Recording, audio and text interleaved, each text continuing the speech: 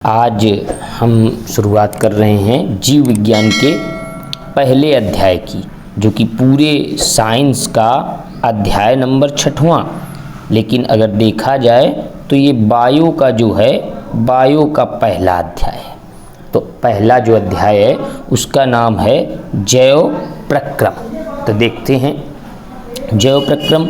जैव प्रक्रम क्या होता है? तो वे सभी प्रक्रम जो संयुक्त रूप से जीव के अनुरक्षण का कार्य करते हैं, जैव प्रक्रम। संयुक्त रूप से मतलब एक कार्य से कुछ नहीं होगा, सारे मिल के जो कार्य करेंगे जीवों के बनाने में, अनुरक्षण करने में, तो उसे कहा जाता है जैव प्रक्रम। ये देखिए, जैव प्रक्रम मतलब पोषण प्रक्रिया, श्वसन प्रक्रिया, वहन प्रक्रिया और उत्सर्जन प्रक्रिया। तो ये सारी संयुक्त रूप से जो क्रियाएं हैं वही कहलाता है जैव प्रक्रम। अब देखिए, उन्हीं जैव प्रक्रम में से पहला है पोषण।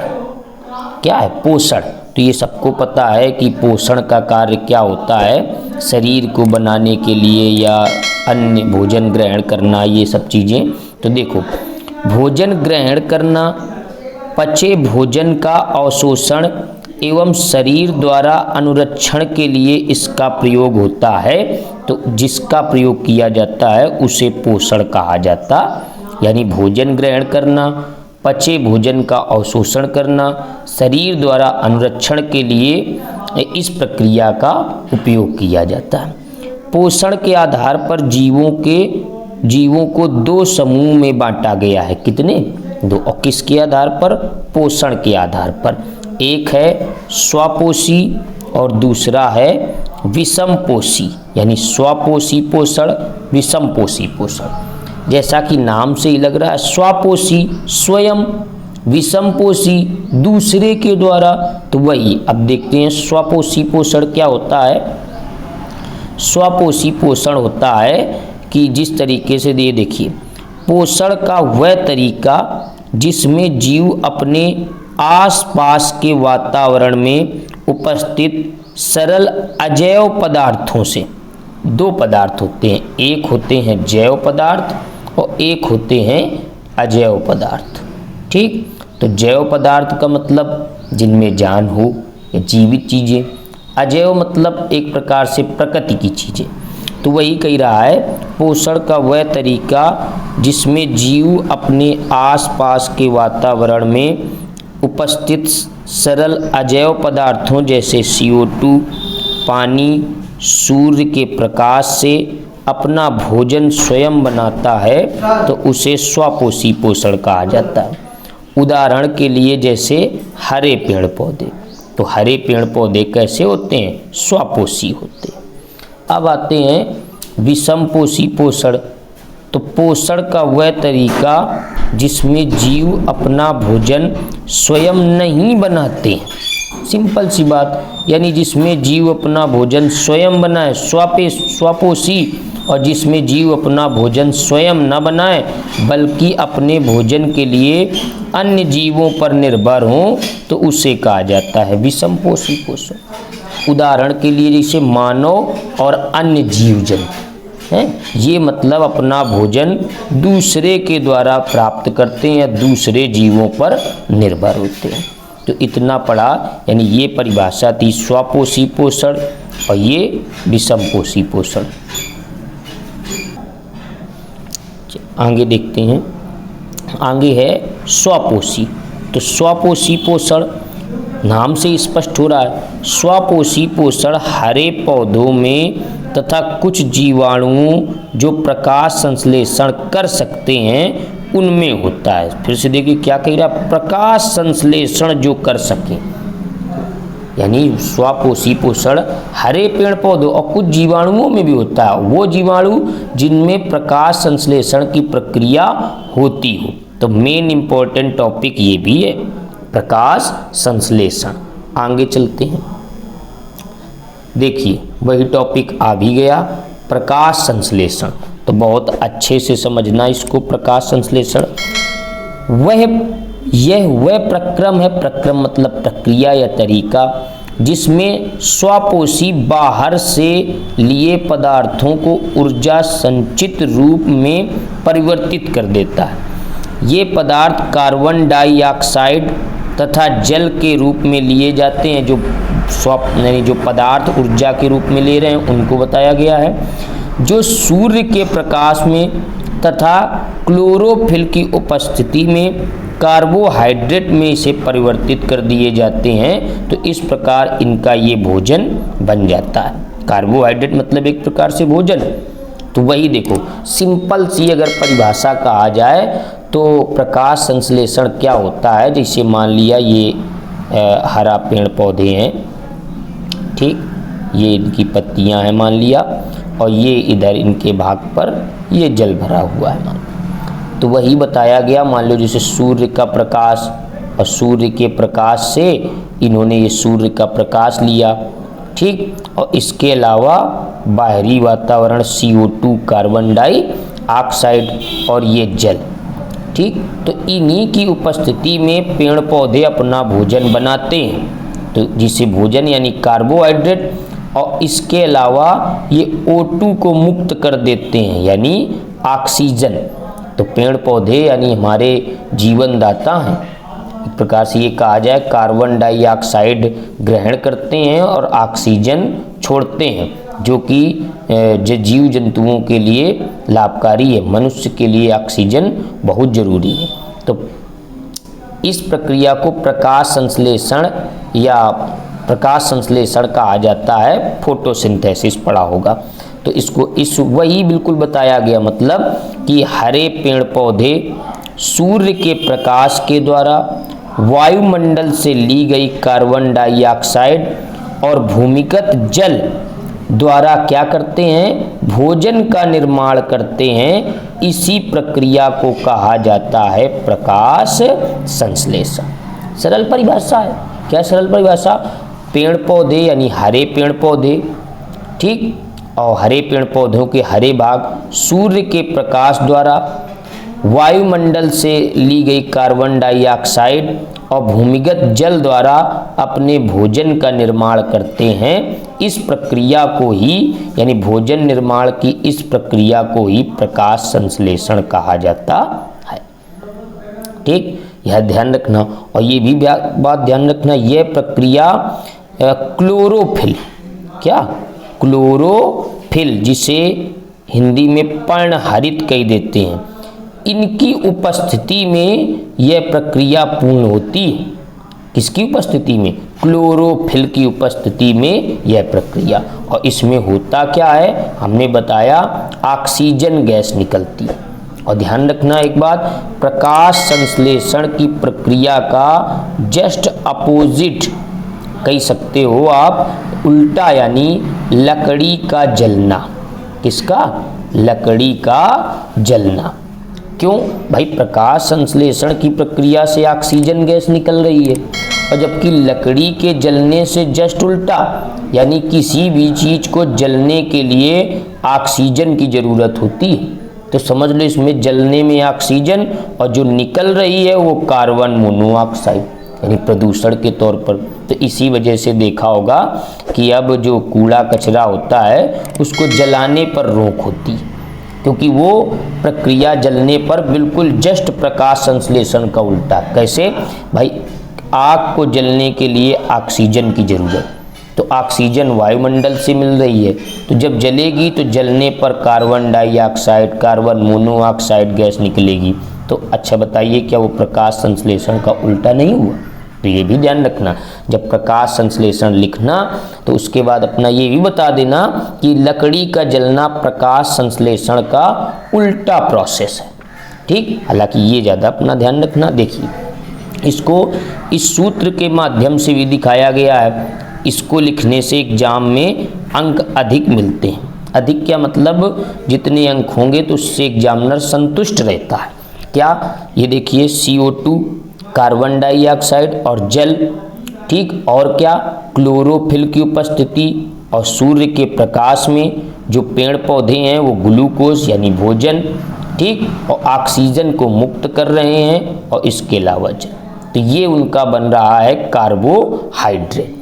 तो यानी पेड़ पौधे अपना जब भोजन बनाते हैं तो किसकी उपस्थिति में? कार्बन डाइऑक्साइड, H2O, क्लोरोफिल और सूर्य के प्रकाश की उपस्थिति में, तब वो अपना भोजन बनाते हैं ग्लूकोज, और एक प्रकार से ऑक्सीजन गैस को मुक्त करते हैं। तो ये सूत्र या रिएक्शन बहुत ही इम्पॉर्टेंट है। यहाँ देखिए CO2 के 6 अणु, H2O के 12, ये सब बैलेंस करने के लिए यहाँ पे किया गया। अब आप स्वयं देख सकते हैं कार्बन के 6, तो इधर भी देखिए आप कार्बन के कितने हैं? 6। ठीक, अगर O के देखेंगे तो 6 दूनी 12 यानी 12, तो अगर देखा जाए तो O की भी तुम्हें यहाँ पे 12 मिल जाएंगे। और ये देखिए 12 O ये, तो यानी 12 12 24, तो ये देखिए 6 O, और इधर देखिए 6 दूनी 12 और ये 6 O। तो ये जो लगे हैं अंक, ये बैलेंस करने के लिए प्रक्रिया के लिए लगे। ठीक, तो ये ध्यान रखना। आगे चलते हैं। आगे देखिए, आगे प्रकाश संश्लेषण के लिए आवश्यक वही बात जो यहाँ पे आपको बताई गई है, उसी बात को बस प्रोसेस बाय प्रोसेस में बता रहे हैं। देखिए प्रकाश, तो आप अगर समझ गए हैं तो उसको आप अपने शब्दों में भी लिख सकते हैं। जरूरी नहीं कि आप बिल्कुल हूबहू बिल्कुल ऐसा लिखें, आप समझते चलें और उसे आप अपने शब्दों में भी लिख सकते हैं। बस प्रक्रिया तो वही है कि कैसे हरे पेड़ पौधे भोजन का निर्माण करते हैं, और हरे पेड़ पौधे हम लोगों के लिए बहुत ज़रूरी हैं। ठीक, भारत के 33% कुल भाग पर वन होने चाहिए, लेकिन 33% नहीं है, लगभग इनका प्रतिशत कितना है? 23%। तो इनकी कमी है, यानी हम लोग हरे पेड़ पौधों को बचाएं और ज़्यादा से ज़्यादा लगाएं, वरना एक समय ऐसा आएगा कि हो सकता है ऑक्सीजन का सिलेंडर बांध के घर से बाहर निकलना पड़े। इन्हीं के द्वारा हमें ऑक्सीजन मिलती है, और इनको हम अगर लगाओ, हमारे वेद पुराणों में भी कहा गया है, एक पेड़ की सेवा करना या एक पेड़ लगाना 100 गाय दान करने के बराबर है। तो चलते हैं आगे। आगे वही देखो कह रहा है, प्रकाश संश्लेषण के लिए आवश्यक कच्ची सामग्री, यानी जो जरूरी हो, तो एक सूर्य का प्रकाश, क्लोरोफिल, ये तो हमने बताया था। पौधे किसकी उपस्थिति में? क्लोरोफिल यानी पर्णहरित की उपस्थिति में यह प्रक्रिया पूर्ण होती है। कौन सी? प्रकाश संश्लेषण की। कार्बन डाइऑक्साइड, स्थलीय पौधे इसे कहाँ से प्राप्त करते हैं? वायुमंडल से। जल, तो ये जाहिर सी बात है, स्थलीय जो पौधे हैं जड़ों द्वारा मिट्टी से जल का अवशोषण करते हैं। तो प्रकाश संश्लेषण की प्रक्रिया के लिए इतनी चीज़ों का होना आवश्यक है। ठीक, आगे देखते हैं। प्रकाश संश्लेषण के दौरान निम्नलिखित घटनाएं होती हैं। कौन कौन सी? ये देखिए कैसे, यानी ये प्रक्रिया होती है। क्लोरोफिल द्वारा प्रकाश ऊर्जा को अवशोषित करना, बिना क्लोरोफिल के ये प्रक्रिया नहीं होगी। तो इसके द्वारा क्या होता है? प्रकाश ऊर्जा को अवशोषित किया जाता है। प्रकाश ऊर्जा को रासायनिक ऊर्जा में रूपांतरित करना तथा जल अणुओं का हाइड्रोजन तथा ऑक्सीजन में अपघटन करना, ये इम्पोर्टेंट लाइन है। पूछा जाता है कि किस प्रक्रिया द्वारा प्रकाश ऊर्जा को रासायनिक ऊर्जा में रूपांतरित किया जाता है? तो प्रकाश संश्लेषण। किस प्रक्रिया द्वारा? प्रकाश। अरे कई बार पूछा नहीं गया विद्युत मोटर का कार्य क्या होता है? तो विद्युत ऊर्जा को यांत्रिक ऊर्जा में बदलना है। तो उसी प्रकार से प्रकाश ऊर्जा को रासायनिक ऊर्जा द्वारा किस में बदला जाएगा? किस प्रक्रिया द्वारा? तो प्रकाश संश्लेषण की प्रक्रिया द्वारा।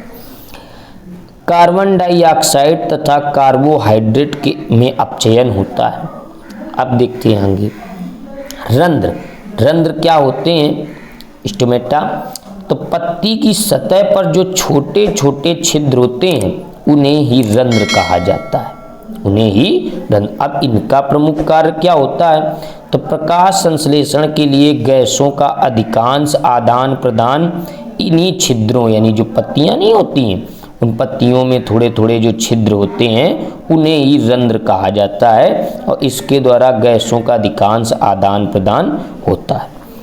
वाष्पोत्सर्जन प्रक्रिया में जल वाष्प के रूप में रंध्र द्वारा निकल जाता है, वाष्पोत्सर्जन, इसमें जो जल होता है वो अवशोषित होता है सूर्य द्वारा, तो वही इन्हीं छिद्रों द्वारा, रंध्र द्वारा यानी जल वाष्प के रूप में निकल जाता है। ये देखिए पूरा इस प्रकार से ये आपको चित्र में दिखाया गया है कि जो रंध्र हैं वो छिद्र हैं, इस तरीके से छोटे छोटे। ये देखिए चित्र में बताया ही गया है कि रंध्र पत्ती की सतह पर सूक्ष्म छिद्र श्वसन गैसों के विनिमय और वाष्पोत्सर्जन के लिए खुलते और बंद होते रहते हैं। ठीक, आगे चलते हैं। आगे देखिए विषमपोषी स्तर। अब विषमपोषी पोषण, तो इसमें क्या होगा, एक प्राणी संपोषण, मृतजीवी पोषण और परजीवी पोषण। ठीक, तो प्राणी संपोषण में क्या, इसमें जीव संपूर्ण भोज्य पदार्थ का अंतर्ग्रहण करते हैं, संपूर्ण भोज्य पदार्थ का, तथा उनका पाचन शरीर के अंदर करते हैं। पूछा जाए प्राणी संपोषण में क्या होता है, तो जीव जो होते हैं पूरे भोजन का यानी संपूर्ण भोज्य का अंतर्ग्रहण करते हैं तथा पाचन शरीर के अंदर करते हैं, जैसे अमीबा और मानव। ठीक, इनका पाचन कहाँ, शरीर के अंदर। मृतजीवी अपना भोजन मृत जीवों के शरीर व सड़े गले कार्बनिक पदार्थों से प्राप्त करते हैं, जैसे फफूंदी और कवक। कई दिनों तक कोई भोज्य पदार्थ रखा रहे तो उसमें फफूंदी और कवक, तो ये इनकी खास बात है। ये मृत जीवी है, यानी अगर ऐसे ही पड़े रहे तो मृत, लेकिन किसी भी जैसे अपने भोज्य पदार्थ के सक्रिय उसमें पहुँचे तुरंत प्रक्रिया करना चालू। परजीवी अन्य जीवों के शरीर के अंदर या बाहर रहकर उनको बिना मारे उनसे अपना पोषण प्राप्त करते हैं, यानी बिना मारे, जैसे अमरबेल, जू, फीता, कृमि, ये परजीवी हैं, ये बिना मारे दूसरे जीवों पर ही निर्भर रहते हैं। ये अब उसी के आगे ये अमीबा के पोषण का प्रोसेस है कि अमीबा किस प्रकार से पोषण करता है। और ये देखिए अमीबा और मानव दोनों कैसे हैं, प्राणी संपोषण। एक चीज़ आपको बताना भूल गए थे कि जो हमने प्रकाश संश्लेषण पढ़ा था, ये देखिए, तो ये ध्यान रखना, ये प्रकाश संश्लेषण की प्रक्रिया सबसे अधिक किस रंग में होती है, तो सबसे अधिक लाल रंग में, ये ध्यान रखना। ठीक, यानी क्लोरोफिल के प्रकाश में उपस्थित लाल रंग सबसे अधिक अवशोषित करता है, तो यानी सबसे अधिक लाल में, ठीक, फिर नीला में और फिर बैगनी में। तो इनमें और ध्यान रखना कि जो हरे पेड़ पौधे होते हैं वो रात के समय उल्टा प्रक्रिया, यानी फिर ये क्या करेंगे, ऑक्सीजन ग्रहण करते हैं और कार्बन डाइऑक्साइड छोड़ते हैं। लेकिन कुछ पेड़ ऐसे हैं जैसे पीपल, ठीक, व तुलसी, ये पेड़ ऐसे हैं जो रात में भी अपना भोजन बना सकते हैं, यानी प्रकाश संश्लेषण की प्रक्रिया को कर सकते हैं। और तभी तो पीपल और तुलसी अपने समुदाय में या अपने भारतीय इतिहास में मुख्य वृक्ष माने जाते हैं। और तभी देखा होगा कि कुछ कारण धार्मिक भी है, कुछ वैज्ञानिक कारण भी है, क्या कि भाई पीपल और तुलसी में ऑक्सीजन, पीपल में तो सबसे ज़्यादा ऑक्सीजन दुआ करने की क्षमता, यानी दिन और रात। तभी जब लोगों की डेथ हो जाती है तो उनको पीपल के वृक्ष के नीचे ही ले जाया जाता है। ठीक, तो मेन कारण वही है, ऑक्सीजन वहाँ पे ज़्यादा होता है, इस वजह से पीपल के वृक्ष के पास ले जाते हैं। ठीक, आगे देखते हैं। आगे हम लोगों ने ये पढ़ा था अमीबा, और अब पैरामीशियम में पोषण तो इस प्रक्रिया द्वारा होता है। आगे चलते हैं। अब ये देखिए, ये टॉपिक मनुष्य में पोषण। ठीक, पूरे जैव प्रक्रम का जो चैप्टर है वो यही बताएगा कि कौन से प्राणी या जीव जंतु किस प्रकार से अपना भोजन या उनकी किस प्रकार की पूरी प्रक्रिया होती है भोजन करने की, भोजन पचाने की, एनर्जी लेने की, तो वही इस चैप्टर में बताया जाएगा जैव प्रक्रम, यानी पूरी जीवों की प्रक्रिया के विषय में पूरा बताया जाएगा। तो अब सबसे इम्पोर्टेंट इसमें ये, वो जो सबसे इम्पोर्टेंट था बताया था हमने क्या, प्रकाश संश्लेषण अधिकतर एग्जाम में आता है। अब है मनुष्य में पोषण, तो अंतःग्रहण द्वारा पाचन, अवशोषण, स्वांगीकरण, बहिक्षेपण। तो देखिए आहार नाल मूल रूप से मुंह से गुदा तक विस्तारित एक क्या है, लंबी नदी है, यानी इसके द्वारा पूरा कार्य होता है। तो सबसे पहले मुंह में भोजन, ठीक, तो यहाँ से भोजन का अंतःग्रहण या अंतग्रहण, दांतों का कार्य भोजन को चबाना, जिह्वा भोजन को लार के साथ पूरी तरह मिलाना, यानी जिह्वा से ही लार और उसके द्वारा भोजन को लिसा और पूरी तरीके से पचाने लायक बना दिया जाता है, ठीक। लार ग्रंथि, लार ग्रंथि से निकलने वाले रस को लार रस या लार कहते हैं। स्टार्च, लार, एमिलेस, एंजाइम, माल्टोस, शर्करा, ये और इसी यही पाचन। अगर देखा जाए तो पाचन की प्रक्रिया मुख से ही स्टार्ट हो जाती है, लेकिन मेन लार ग्रंथि द्वारा, लार ग्रंथि द्वारा भोजन का पाचन प्रक्रिया पूर्ण रूप से स्टार्ट हो जाता है। भोजन ग्रसिका, मुंह से अमाशय तक भोजन ग्रसिका क्रमांकुच गति द्वारा ले जाया जाता है। ग्रसिका की मांसपेशियों का संकुचन और शिथिलन। आगे देखते हैं, ये देखिए चित्र बना है, ये जिह्वा द्वारा, ठीक, और इसके बाद ये देखिए मुंह, जिसे मुख गुहा, ये ग्रासिका है, ठीक, और इसके द्वारा ये देखिए ये यकृत, और यकृत जो है शरीर की सबसे बड़ी ग्रंथि है। पूछा जाए शरीर की सबसे बड़ी ग्रंथि तो कौन सी, यकृत, और जिसे सामान्य भाषा में लीवर भी कहा जाता है। और ध्यान रखना, कोई भी व्यक्ति जिसे जहर देकर मारा गया हो उसका पता कहाँ से चलता है, लीवर से, यानी यकृत से। उसके बाद ये अमाशय, ठीक, और इसके बाद ये पित्ताशय, पित्त का भंडारण होता है, पित्त नली है ये, और ये जो है ये है अग्नाशय, ठीक, और ये क्षुद्रांश, ब्रह्मांड, कोलान, हाँ, परिशोषिका और गुदाद्वार। इसने ये जो प्रक्रिया इतनी है, इसके द्वारा जो मनुष्य का शरीर का पोषण होता है, ठीक। ये देखिए उसके बाद ये अमाशय, ठीक, अमाशय में जठर ग्रंथियाँ, पेप्सिन, हाइड्रोक्लोरिक अम्ल, तो ये एंजाइम, पाचक एंजाइम करता है, अम्लीय माध्यम तैयार करता है, पेप्सिन की क्रियाओं में सहायता होता है, आंतरिक स्तर पर अम्ल की रक्षा करता है। ये क्षुद्रांश, जिसे आंतरस, कार्बोहाइड्रेट, वसा, प्रोटीन, इनको परिवर्तित करने का कार्य करता है।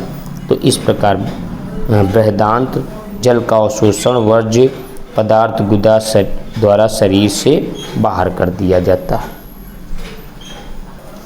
तो इतना टॉपिक ये तैयार कर लेना। तब तक के लिए पढ़ते रहिए, आगे बढ़ते रहिए, आगे आपके लिए और वीडियो लाएंगे। चैनल को लाइक करें, सब्सक्राइब करें। जय हिंद, जय